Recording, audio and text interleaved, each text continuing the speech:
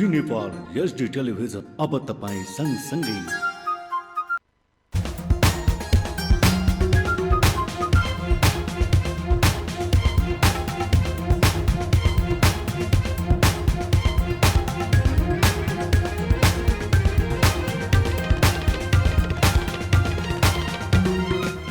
दर्शकबिन नमस्कार, तपाईं हेर्दै हुनुहुन्छ जी नेपाल एचडी टेलिभिजन।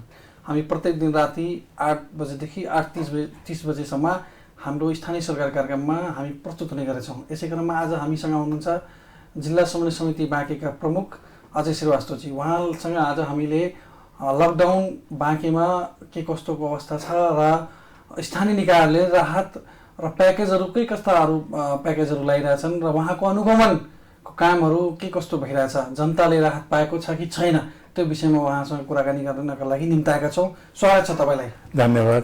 के भइरहेछ त बाँकेमा अध्यक्ष? अब आज करिब हामी 40 दिनभन्दा बढी यो बाँकेमा लकडाउनको स्थिति के भनौँ, पुरै नेपालमा लकडाउनको स्थिति हामीले हेरिसकेका छौँ। हामीले त बाँकेमा 3 दिन निषेधाज्ञा पनि लागू गऱ्यौँ, तर 3 दिनपछि जुन हाम्रो सिसिएमसीको बैठकको निर्णय हो, त्यो निर्णयबाट जसरी आजै हेर्ने हो त आज हामी आफ्नै विवेक प्रयोग गरेर हेरौँ, हाम्रो लकडाउन त एकदम शून्य अवस्थामा पुगिसक्यो। मान्छेमा चेतना आउनु पर्नेको ठाउँमा मान्छे सुरुवातमा जे स्थिति थियो त्योभन्दा पनि बिग्रेको स्थितिमा सडकमा हिँडिरहेछन्। पसलहरू खोलेको अवस्था, मान्छेहरूको गुडाइ, हाम्रा गाडीहरू मोटरसाइकलहरूको हिँडाइ, यो सबै हेरेर वास्तवमा मन दुखी हुन्छ। यतिसम्म गरे पनि चेतना आएन भने के गरेर चेतना हुन्छ र यो हाम्रो लकडाउन जस्तो हुन्छ। अनि यहाँ बाँकेमा कस्तो खाले प्याकेजहरू स्थानीय निकायहरूले ल्याइरहेछ जुन जनतालाई राहत होस्, जनतालाई यो लकडाउनको अवस्थामा सबै दुनिया नै आक्रान्तमा छ। यो भाइरसले, यो जुन महामारी छ, यसले दुनिया नै परेशान छ। त्यसमा नेपाल पनि छ। एउटा नेपालको जिल्ला एउटा बाँकेमा पनि त्यसको प्रभाव छ। अहिले यहाँ बाँकेमा 24वटा चाहिँ कोभिड-19 को केसहरू भेटिसकेको अवस्था छ, पोजिटिभ भएको अवस्था छ। र यहाँ टेस्टिङका पार्टहरू र राहतका पार्टहरू र यहाँका स्थानीय निकायहरूले, जनप्रतिनिधिहरूले के गरिरहेछन्, तपाईँको अनुगमन कस्तो भइरहेछ र तपाईँको निर्देशन के? तपाईँहरू पटक तपाईँहरू दिनभरि मिटिङमा व्यस्त हो। यहाँका प्रशासनका प्रमुख पनि मिटिङमा, सिडिओ साहब पनि मिटिङमा, यहाँका मेयर साहब पनि मिटिङमा, दिनभरि तपाईँहरू मात्रै मिटिङ गरेर जनताको राहत, जनताले पाउने सेवा सुविधाहरू जनतालाई कसरी पुग्छ? होइन आशिषजी, सबैजनाको मिटिङको अवस्था होला, तर हाम्रो समन्वय समिति सधैँ मिटिङमा त्यो बस्ने अवस्था पनि छैन। हाम्रो काम पनि सधैँ मिटिङ गर्ने काम पनि होइन। हाम्रो काम अनुगमन र समन्वय, जुन हामी पटक भनिरहेछौँ, संविधानमा अधिकार प्राप्त त्यही 2टा शब्द हो। हामी यो चैत्र 8 गतेदेखि निरन्तर रूपमा 23 गतेसम्म अनुगमनमा थियौँ। त्यो 16 दिनको अनुगमनमा हामीले जे हेऱ्यौँ त्यो म भनिरहेछु। वास्तवमा नेपालमा जुन बेला यो लकडाउन सुरुवात भयो, त्यसै बेला जुन राहतको पैकेटको कुरा आयो र पालिकाहरूबाट राहतको काम सुरु हो, त्यो बेला थिएन। पहिलो चरणको, दोस्रो चरणको, कुनै पालिकाले दोस्रो चरणको पनि राहत डिस्ट्रिब्युट गरिसकेछन्। तर हाम्रो अनुगमनमा समग्र रूपमा एक स्वरमा भन्ने हो भने यो राजनैतिक राहत भन्दा अरू यसको व्याख्या सायद गर्नु पर्दैन, किनकि जुन व्यक्ति वास्तवमा पीडित व्यक्ति हो, जसले राहत पाउनु पर्ने हो, त्यो छुटेकै छ। राज्यको पैसाहरू दुरुपयोग भइरहेछ राहतको नाममा, जनताको पैसा, कर उठेको पैसाहरू दुरुपयोग भइरहेछ राहतको नाममा। कुहिएको चामलहरू राहतको नाममा वितरण भइरहेछ। आलु, तेल लगायतका कुराहरू जुन गुणस्तरीय छैनन्, त्यस्ता कुराहरूलाई राहतको नाममा वितरण गरिएको छ। सेनिटाइजर के भनेर, मास्कहरू, सबै कुरामा अहिले भ्रष्टाचारतिर पनि मोल्याएका रहेछन्। अनि त्यो कहिले जनताले त्यो शुद्ध सही कुराहरू राहतको नाममा पाउँछन्, सही मान्छेले राहत पाउँछन्, यो कहिले व्यवस्था तपाईँको अनुगमनमा के देखिरहेछ? अब हामीले अनुगमन गरेर आफ्नो प्रतिवेदन तयार गर्दैछौँ। हामी प्रदेश सरकारलाई र सङ्घलाई पनि आफ्नो प्रतिवेदन पठाउँछौँ बाँकेबाट, जुन हामीले अनुगमनमा फेला पारेछौँ, जुन हेरेछौँ, जुन सुनेछौँ, त्यो सबै हाम्रो अनुगमन प्रतिवेदनमा हुन्छ। तर हेर्दा त्यो 8 वटा पालिकाको 8 थरीको रूप हेर्नमा आयो। सङ्घले एउटा फर्मेट नै तयार गरेर पालिकाहरूमा पठाएको थियो, यो अनुसार लिस्टिङ गरेर मात्रै राहतको प्याकेज अगाडि बढाउने। तर अनुगमनको क्रममा त्यो त्यसको सोझै मखौल उडेको जस्तो अनुभव भयो। कुनै कुनै पालिकाले हाम्रो बाँके जिल्लाको त्यो जति घरधुरी छन् पुरै पालिकाको घरधुरी र जनसङ्ख्या त्यसको 50% भन्दा बढीलाई जो राहत दिनु हो, यो के हो? यो राजनैतिक राहत नभन्ने त्यसलाई त के भन्ने? गाउँपालिकाहरूले, नगरपालिकाहरू जुन राहत वितरण गरिरहेछन्, यहाँ करोडौँको कुरा आइसकेको छ, करोडौँको राहत वितरण भइसकेको छ भन्ने कुरा समाचारहरू पनि आइरहेको छ। त्यो करोडौँको जुन राहत वितरण भएको छ, वास्तवमा त्यो जुन निमुखी जनताहरू छन्, गरिब जनताहरू छन्, जसलाई आवश्यकता छ अहिले राहतको, उहाँहरूसँग पुगेछ? तपाईँको नजरमा तपाईँ हेर्नु भएको छ? निश्चित नै एकदम छुटेको अवस्था छ। समग्र रूपमा भन्ने हो भने अब जति आवश्यकता जसको थियो, जसको धेरै आवश्यकता थियो, त्यस व्यक्तिको घरमा राहत पुगेको मैले हेरेन। पहुँचको आधारमा यो राहतको काम 8 वटै स्थानीयताबाट कसै, अब जसै हाम्रो 81 वटा ओडा, 81 वटा ओडाको अनुगमनको क्रममा 4 वटा ओडा, जसरी कोहलपुरको 3 नम्बर, त्यसपछि डुणवाको 1 र 2 नम्बर, नेपालगञ्जको 23 नम्बर, यी त बन्द अवस्थामा मैले हेरेँ। 4 वटा ओडा त पुरै तालचा लागेको, त्यहाँ एकजना मान्छे पनि फेला परेन। पब्लिकसँग सोद्धा त्यो राहत पालिका अध्यक्षज्यूको घरबाट वितरण भइरहेछ, त्यो ओडासँग कुनै सरोकार छैन, त्यस्तो पनि हेरेँ। अब जुन फर्मेट थियो, त्यो फर्मेटको आधारमा धेरै जसो पालिकाले त्यो राहत वितरण गरेको मैले पाएन। त्यहाँ कुनै पालिकाले फोनको आधारमा, कुनै पालिकाले त्यो फिल्डमा अनुगमन गर्दा त्यो स्थलगत मूल्याङ्कन पालिकाले। मैले यतिसम्म सुनेको छु, पालिकाको एकजना अध्यक्षसँग मैले कुरा गरेको थिएँ, अनि यो कोभिड-19 को बारेमा तपाईँहरू सन्देशहरू, प्रभाव, अवेरनेसका कुराहरू के गरिरहनु भएको छ? अब अहिले त यो सिद्धिसकेको छ, अब चाहिँ पर्दैन, अवेरनेस चाहिँ पर्दैन, अब लगभग सकिसकेको छ, अब नयाँ कुरा रहेन, यो पुरानो भइसक्यो। त्यही भएर हामीले केही अब आवश्यकता छैन, त्यस्तो प्रचार प्रसार भइसकेको छ, मान्छेसँग कुराकानी भइरहेछ, राहत पाइसकेको छ मान्छे। अब खालि मात्रै हामीले हेर्नुपर्ने बेला हो मात्रै, त्यस्तो किसिमको कुराहरू गरिरहेछ। न, यो जसले पनि गरेछ यो एकदम गलत कुरा गरेछ।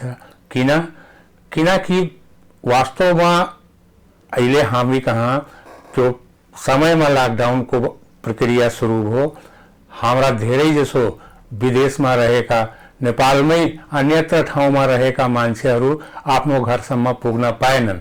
अब हाम्रो जिल्ला समन्वय समितिले हिजै एउटा सर्वदलीय सर्वपक्षीय, त्यसमा स्वास्थ्य, सुरक्षा, प्रशासन, 8 वटै स्थानीयताको सँगसँगै माने सब जिल्लामा रहेका सबै दलका प्रमुखहरूको बीचमा एउटा हिजो नै मिटिङ गरेर त्यसमा केही निष्कर्ष, त्यसको निर्णयहरू पनि आयो। त्यसको आधारमा आजै खबर आएछ सङ्घमा त्यो साँझसम्म या भोलिमा त्यो भारतमा रहेका हाम्रा जति नेपालीहरू त्यो भारत सरकारले सीमामा क्वारेन्टाइन गरेछ या अल्पत्र अवस्थामा छन्, उनलाई नेपाल सरकार लिन तयार भएको छ। नेपालमा रहेका जति भारतीयहरू क्वारेन्टाइनमा छन्, उनलाई भारत सरकारले त्यो भारतमा बुझाउने प्रक्रियाको लागि पनि आफ्नो तयारी गरेछ। त्यसकारण निश्चित नै अब आउने दिन मैले अरू भयावह ठानेछु, किनकि धेरै जसो अहिले आउने व्यक्तिहरू जति क्वारेन्टाइनमा बसेछन् उ त ठिक छ, 14 दिन 21 दिन या त्योभन्दा पनि बढी आफ्नो समय गुजारिसकेछन्, उनको चेक जाँच पनि भयो होला। तर अहिले संक्रमण भएको राज्यहरूबाट, शहरहरूबाट, इन्डियाका विभिन्न शहरहरूबाट जुन भारत सरकारले आफ्नो गन्तव्यसम्म पुर्याउने बस सेवा, रेल सेवा सुरु गर्यो, त्यसबाट जुन हाम्रा नेपाली दाजुभाइ दिदीबहिनीहरू सीमामा अल्पत्र अवस्थामा छन्, उस सबै भोलि पर्सिदेखि उनलाई नेपालमा भित्र्याउने काम सुरु हुन्छ। त्यो हाम्रो लागि एउटा ठुलो चुनौती छ। त्यसलाई हामी क्वारेन्टाइन गर्न सक्यौं, उनको चेक जाँच राम्रोसँग गर्न सक्यौं, उनको सूची बनाउन सक्यौं, उनको टेलिफोन नम्बर, कन्ट्याक्ट नम्बरहरू लिन सक्यौं भने यो महामारीमा हामी केही अंकुश लगाउन सक्छौं। यदि त्यसमा अलिकति चुक भयो भने हामी ठुलो महामारीमा जान्छौं और त्यो सायद हाम्रो कन्ट्रोल भन्दा बाहिर हुन्छ। सरकारले यसमा राहत प्याकेजहरू ल्याएको छैन। प्रदेश सरकारले निर्देशन गरेछ, निर्देशिका बनाइछ स्थानीय सरकारका लागि, तर स्थानीय सरकारले त्यो निर्देशिका भनेअनुसार तपाईँले अघि भन्नुभयो त्यो निर्देशिका अनुसार वितरण भएको छैन। त्यो अनुगमनमा गर्दाखेरि तपाईँले देखेका कुराहरू त्यो मिडियामा किन आइरहेको छैन? तपाईँहरूबाट चाहिँ त्यो जनतामा यो कुरा ल्याउनुपर्छ त। अब हामी सधैँ मिटिङमै रहेर सीमित गरेर छलफल गरेर रिपोर्टमै रहेर कागजमै सीमित गर्ने त होइन त। हामी यो अनुगमनको क्रममा मिडियालाई पनि अब सबै पत्रकार सम्मेलन जस्तो त हाम्रो पासमा मिडिया पनि थिएन। एकजना दुईजनालाई आफ्नो सँगै 16 दिन हिँडाएछौँ। विभिन्न पत्रकारजीहरू हाम्रो सँगै हिँड्नुभयो। उनले अब आफ्नो सन्देश के दिनुभयो त्यो सधैँ अब यो जेबमा मोबाइल राखे पनि त हामी अब म जस्तो मान्छे त्यो सधैँ यो फेसबुक चलाउने या फलानो ट्विटर चलाउने जस्तो अवस्था मैले फुर्सद पनि पाएन। अब यो त हाम्रो बानी पनि होइन। त्यसकारण हामी आफ्नो स्टेटस पनि खासै लेख्ने आदत पनि बनाएनौँ। तपाईँहरू सार्वजनिक गरिदिनु भएको छ आफ्नो अफिसियली मेलबाट सबै सञ्चार माध्यमलाई पठाइदिनुपर्छ त्यो रिपोर्टहरू। तपाईँले त्यो प्रतिवेदन बुझाउने ठाउँ र सरकारले कार्यान्वयन गर्ने ठाउँ छैन भने त्यो जनतासँग त्यही माध्यमबाट पनि गरे हुन्छ। अहिले त हाम्रो पासमा त्यो जसरी प्रदेश सरकारले जुन आफ्नो गाइडलाइन्स दियो, संघले जुन गाइडलाइन्स दियो, त्यसको प्रतिवेदन संघ र प्रदेशमा बुझाउनको लागि हामी एक चरणको अनुगमन सिद्ध्याएछौँ। अब हाम्रो दोस्रो चरणको अनुगमन फेरि सुरु गर्छौँ। अब यो लकडाउनको अवस्था कति दिनसम्म जाला, कति दिनसम्म यो लकडाउनको अवस्था होला भन्ने किसिमको अहिले कुनै अनुमान गर्न अवस्था छैन। बिल्कुल त्यो अवस्था छैन, किनकि यो जनताले राहतको कुरा कसरी कसरी गर्छ? यो हाम्रो नेपालको लागि मात्रै होइन, यो त दुनियाँमा सायद एकाध राष्ट्र यसबाट अहिलेसम्म वञ्चित छन्। बाँकी सबैमा यो महामारी फैलिसकेछ। निश्चित नै अब यो लकडाउन गरेर मात्रै यसको निकास पनि मैले हेरेन। यसको लागि संघले, प्रदेशले र स्थानीय सरकारले तीनटैले अब यो राहतको सट्टा के गरे जनतालाई हामी बचाउन सक्छौं त्योतिर सबलाई सोच्ने अहिले लकडाउन खोक्लो गर्ने कुरा आयो। लकडाउन खोक्लो गरिएको छ र ब्याङ्कहरूमा अफिस सामान किन्ने, तरकारी किन्ने, राशन किन्ने ठाउँमा पसलहरूमा सामाजिक दूरी पाइएन। त्यहाँ मान्छेहरू भिडकै भिड छ, त्यहाँ लम्बा लाइनहरू देखिएको छ, भिडै भाड छ। त्यहाँ हामीले भन्छौँ भिडभाडमा नजानुस् भन्छौँ, तर हामीले खोक्लो लकडाउन गर्दाखेरि त्यस्तो अवस्था छ। त्यसको जनचेतना कहाँसम्म पुर्याउने, त्यो उहाँसँग प्रत्येक नेपाली नागरिकसम्म त्यो पुगेछ कि पुगेको छैन त्यो पनि बिल्कुल। यदि पुगे छ भनौँ, हिजो नेपालगञ्जको अवस्था हो, एउटा ब्याङ्कको अगाडि सामाजिक सुरक्षा भत्ता लिनलाई लाइन लागेको थियो। त्यो सामाजिक सञ्जालमा त्यो भिडियोहरू देखिएको छ। एकदम यदि त्यो हाम्रो चेतना पुगेछ भने त्यो भनौँ भने वास्तवमा मूर्खता हुन्छ। किनकि हामी 46-47 दिन आज लकडाउनको स्थितिमा हामी एउटै ब्याङ्कमा नगरिदिए भए 4वटा ब्याङ्कमा गरिदिए हुन्थ्यो, एउटा शाखा नभइदिए भए 5वटा शाखामा हुन्थ्यो। अब यसको लागि त गत हाम्रो सीसीएमसी को 3-4 दिन पहिला बैठकमा त्यो सबै ब्याङ्कको सबै शाखा खोल्नु पर्ने त्यो सीसीएमसी को बैठकमा त्यो निर्णय गरेर त्यो जिल्ला प्रशासनबाट निर्देशन नै भएछ।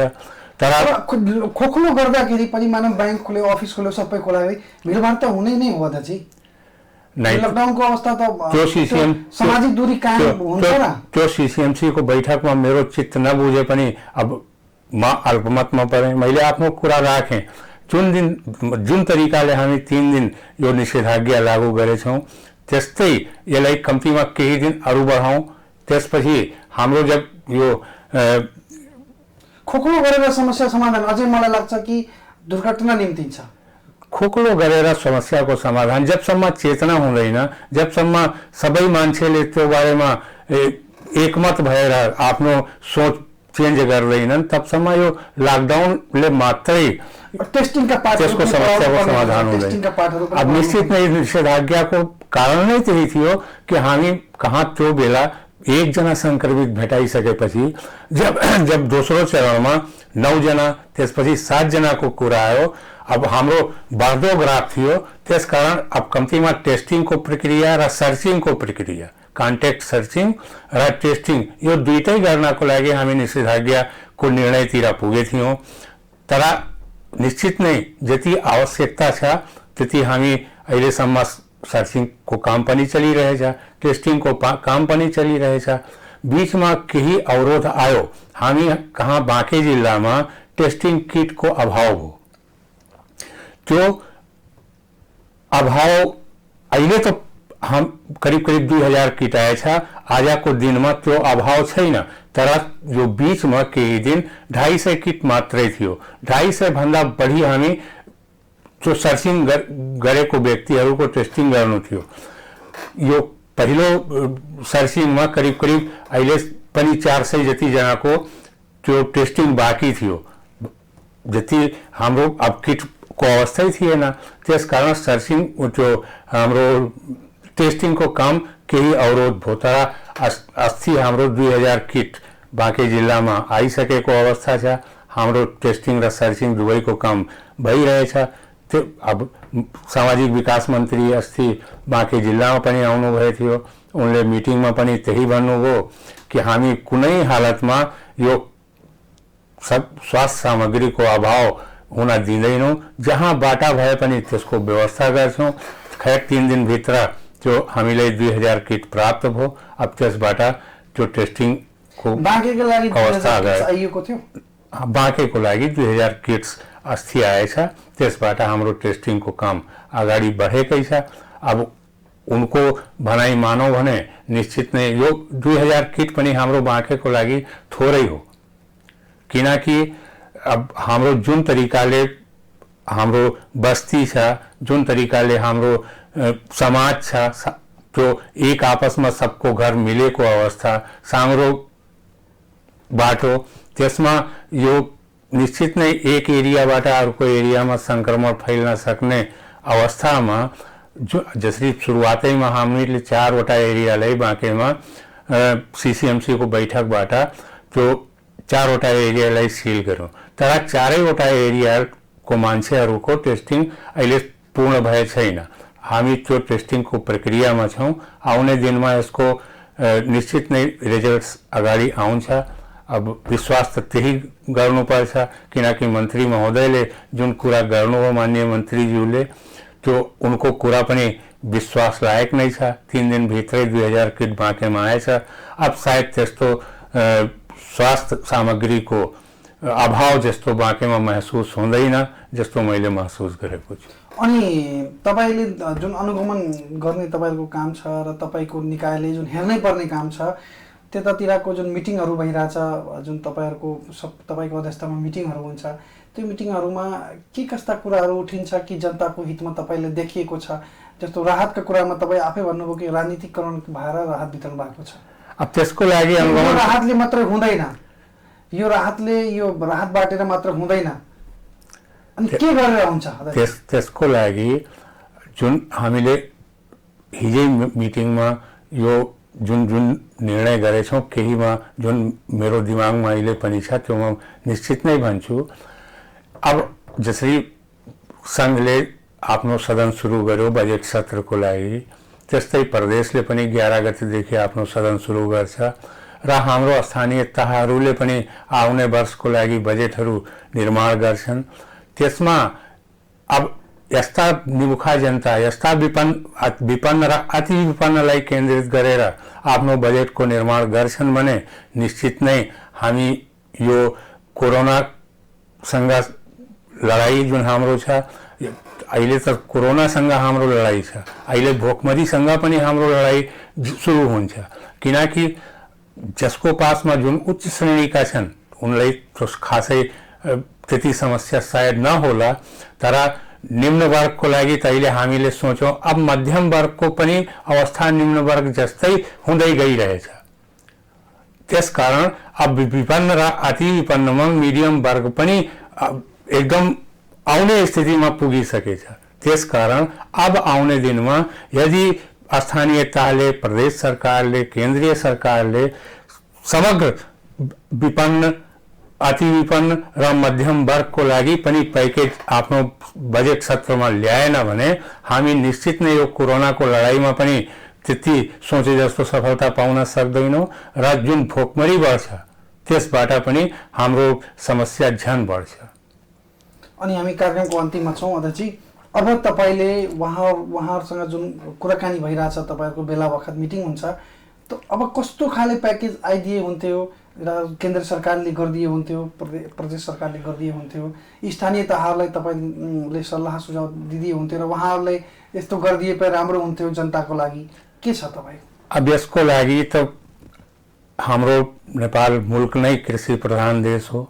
कृषिलाई बढावा नदिएसम्म, कृषिलाई आधुनिक कृषिको रूपमा परिणत नगरेसम्म अहिले हाम्रा जति बेरोजगारहरू छन् सबलाई कृषिमा कुन तरिकाले रोजगार दिन सकिन्छ, जसरी कल कारखाना चलाउनको लागि पनि सरकारले निर्णय गर्यो, तर त्यो कल कारखाना चलाएर जसरी नेपालमा बाँके जिल्लाका नेपालगञ्जमा रहेका उद्योगी व्यापारीहरूसँग फोनमा कुरा गर्दा, सरसल्लाह लिँदा, सुझाव लिँदा उनले भन्नुभयो हामी कारखाना चलाउने त ठीक छ, हामी कारखाना चलाउँ, तर हाम्रो मालै सेल हुँदैन, त्यसपछि हाम्रो पुँजी नै त्यो स्थिर भएर बस्ने अवस्था हुन्छ।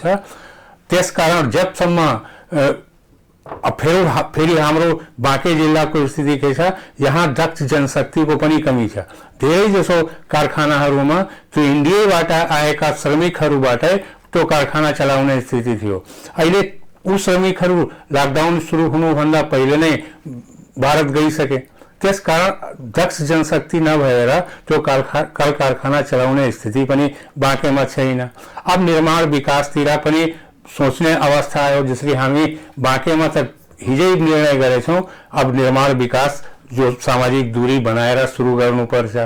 राहत पनि अब खाली बिना काम गराएर राहत दिने हो भने त्यो साध्य पनि हुँदैन। राहत त अहिले मलाई लाग्छ कि अझै सबैलाई दिनुपर्ने हो, जसले लिन चाहन्छ त्यसलाई दिनुपर्ने हो निश्चित नै। किन गरिब अमीर ठुलो सानोको कुरा हुँदैन। अहिले त आज 1 महिना 1.5 महिना हुन थाल्यो, त्यहाँ एमा सबै मान्छेहरू पीडित देखिएको छ। जसले लिने इच्छुक छ उसले राहत लिए हुन्छ मलाई लाग्छ। नै सामाजिक त्यस्तो अवस्था छैन। जसरी हाम्रो यो दाङ जिल्लाको एउटा गाउँपालिकाले के निर्णय गरेछ, राहत लिनको लागि पहिलो चरणको हामीले राहत वितरित गर्यौं। अब दोस्रो चरणको राहत लिनको लागि त्यो एउटा भरपाई गर्नुस्। हामी राहत लिए बापत जसरी 2 जनाको परिवार छ हामी 6 घण्टा श्रमदान गर्छौं, 2 जनादेखि 5 जनाको परिवार छ हामी यति घण्टा श्रमदान गर्छौं, 5 जना भन्दा 10 जना भने यस्तै श्रमदानको कुरा ल्यायो। त्यसपछि त्यो गाउँपालिकामा पहिले माने जुन हेरे जुन त्यसको निर्णय त्यसबाट 100 को संख्या त्यहाँ थियो मान्नुस् उदाहरणको रूपमा, त्यो 15 मा मात्रै सीमित भयो। 85% व्यक्तिले त्यो आफ्नो राहत त्यो भरपाई गर्न मानेन। किन? त्यसबाट निश्चित नै क्लियर भयो कि 15% लाई मात्रै राहतको आवश्यकता छ, 85% लाई आवश्यकता छैन। पहिला चरणको मा जुन राहत पुग्यो त्यो 85% मा गलत नै पुगेछ, 15% लाई मात्रै आवश्यक थियो। अब एउटा उदाहरणको रूपमा इन्डियामा एकजना त्यो माने सिनेमाका नायकले सलमान खानले एउटा प्याकेज दिनुभयो एक दिन सबै मिडियामा आएको कुरा हो, सबलाई थाहा छ। उनले 1 किलो आटामा दिन्छु त्यो पत्रकार सम्मेलन गरेर त्यो जनतालाई बोलाउने आह्वान गर्नुभयो। अब 1 किलो आटा लिनको लागि राहतको रूपमा को जान्छ? त्यस्तो मानसिकता समाजमा आयो। तर केही व्यक्ति त्यो 1 किलो आटा पनि लिनको लागि त्यहाँ पुगे। निश्चित नै अति आवश्यकता भएका व्यक्तिहरू दिनुपर्छ। अब त्यो त्यहाँ पुगिसकेपछि जब उनले 1 किलो आटाको पैकेट लिनुभयो, घर आएर आटा खोल्नुभयो, तो त्यसमा 16,000 रुपियाँ त्यो आटा भित्रै प्रत्येक पैकेटमा थियो। त्यो अवस्था पनि एउटा उदाहरणीय अवस्था हो। हामीले जुनसुकै व्यक्तिलाई त्यो हाम्रै मैले त पटक पटक मिडियामा पनि भनेछु, मिटिङ बैठकमा पनि भनेछु, पब्लिकमा पनि भनेछु। अब आउने दिनमा 81 वटा वडामा मैले के सन्देश दिएर आएछु कि यो सर्वदलीय संयन्त्र बनाएर मात्रै अब राहतको काम गरौं, इकडै मोनोपोली नगरौं। आफ्नै, किनकि चारैतिरबाट शिकायत त त्यही आयो कि त्यो आफ्नै कार्यकर्तालाई मात्रै राहत पुगेछ। हिजोको बैठकमा पनि सोच त्यही थियो कि सबै कहाँबाट डाटा आउँछ, तर कुनै कुनै पालिकाले त्यो हार्ड कपी दिनु हो। अहिले बाँकी पालिकाहरूले 8 तालले निश्चित नै त्यसको हार्ड कपी पनि दिन्छन्, आफ्नो रिपोर्ट पनि प्रस्तुत गर्नु हो। अब आउने दिनमा त्यसमा केही न केही निश्चित नै हाम्रो अवस्था सुध्रिन्छ बाँकेको, राहतमा पनि। र यो कोरोनाको लडाईमा जुन हाम्रो टेस्टिङ भइरह्यो, सुरुवातमा त्यसमा पनि विवाद आयो कि एउटै समुदायलाई किन हामी टेस्ट गरिरहेछौँ, जबकि बागेश्वरी मन्दिरमा, गुरुद्वारामा, हाम्रो गुम्बामा सबै ठाउँमा टेस्टिङ हो। त्यसपछि निश्चित नै अब केही समाजका अगुवाहरूले अगाडि आएर त्यो टेस्टिङको कार्य सुरु गर्नुभयो।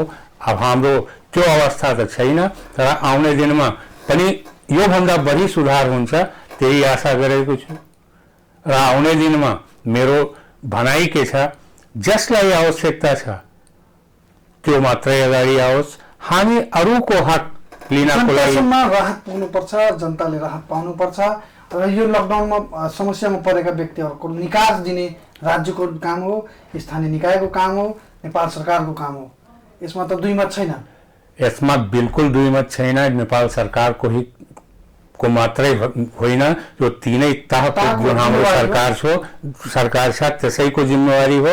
र यो जिम्मेवारी अब आउने दिनमा अहिलेसम्म जे राम्रो हो नराम्रो हो त्यसलाई बिर्सेर अब आउने दिनमा समग्रमा भन्ने हो भने हाम्रो बाँके जिल्लाको 8वटै स्थानीयतासँग मैले पटक पटक अनुरोध गरेछु र जनतासँग पनि अनुरोध गरेछु। जनतासँग के अनुरोध छ, पाउने व्यक्ति नछुटोस्, नपाउने व्यक्ति अरूको हक लिनको लागि अगाडि नबढुन्।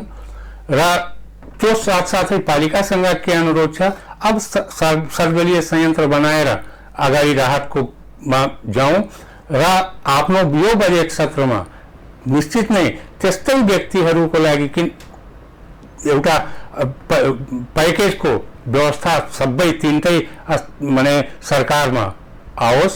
हाम्रा बेरोजगारहरूलाई रोजगार जबसम्म आउँदैन तबसम्म हामी कोरोनासँग पनि जित्न सक्दैनौँ र यो भुकमरीसँग पनि जित्न सक्दैनौँ। अब हामी कार्यक्रमको अन्तिममा छौँ अध्यक्षजी, तपाईले के भन्न चाहनुहुन्छ? अब अन्तिममा के भन्न चाहनुहुन्छ नेपाली जनतालाई, स्थानीय निकायका जनप्रतिनिधिलाई र प्रदेश सरकारलाई र सङ्घीय सरकारलाई? मैले त्यही भने, निर्माण विकास पनि सुरु गरौँ, खेतीबारीको अवस्था छ, मल बिउ बिजनको पनि व्यवस्था गरौँ र सामाजिक दूरीलाई विशेष ध्यानमा राखेर यो अति विपन्न परिवारहरूलाई त्यो भोको रहने अवस्था नआओस् त्यसको लागि तीनै तहसँग हाम्रो त्यही एउटा अनुरोध छ कि तीनै तह आफ्नो बजेट सत्रमा यस्तो प्याकेजको व्यवस्था गरून् कि हामी यो समस्याबाट छिटोभन्दा छिटो निजात पाऊँ। हस्, धन्यवाद। तपाईँले आफ्नो अमूल्य समय दिएर हाम्रो स्टुडियोमा आएर बाँके जिल्लाको स्थानीय निकायहरूको अवस्था के छ, राहतको अवस्था के छ र सरकारले गरिरहेको गतिविधिहरू के छ बाँकेमा, त्यो विषयमा जानकारी गराउनु, त्यसको लागि म धन्यवाद दिन चाहन्छु तपाईँलाई। धन्यवाद श्रीजी। म पनि जिटिभीलाई धन्यवाद दिन चाहन्छु। तपाईँले मलाई 2 शब्द राख्ने मौका दिनुभयो, त्यसको लागि पुनः धन्यवाद दिँदै भनाइ। धन्यवाद। दर्शकबिन, तपाईँ हेर्दै हुनुहुन्छ जी नेपाल एचडी टेलिभिजन। हामी प्रत्येक दिन राति 8 बजेदेखि 8:30सम्म हामी स्थानीय सरकार कार्यक्रममा आउँछौँ। यहाँ आर्थिक, राजनीतिक, सामाजिक र अहिले विकराल समस्याहरू छ जुन देश दुनियाँमै आतंकित बनाइएको छ। यो भाइरसले, त्यो कोभिड-19ले त्यो लाखौँ मान्छेहरू सङ्क्रमितको अवस्थामा छन्। हजारौँ मान्छेहरूको दयनीय छ अवस्थाहरू। ठाउँ ठाउँमा चाहिँ राहत वितरणका गतिविधिहरू नेपाल लगायत विश्वमै भइरहेको छ। त्यस क्रममा हामी नेपालगञ्ज, खास गरी नेपालगञ्जको अवस्था के कस्तो छ त्यसको बारेमा जानकारी गराइरहेका थियौँ। हामीसँग आउनुहुन्थ्यो बाँके जिल्लाका जिल्ला समन्वय समितिका सभापति अजय श्रीवास्तवजी। उहाँले बाँके जिल्लामा के कस्तो काम भइरहेछ र स्थानीय निकायले के गर्नुपर्ने हो, के गरिरहनु भएको छ, त्यो समेतको कुराहरू जानकारी गराउनु भएको छ। फेरि हामी तपाईँहरूको माझमा फेरि प्रस्तुत हुनेछौँ। हेर्दै गर्नुहोला जी नेपाल एचडी टेलिभिजन। हस्, धन्यवाद।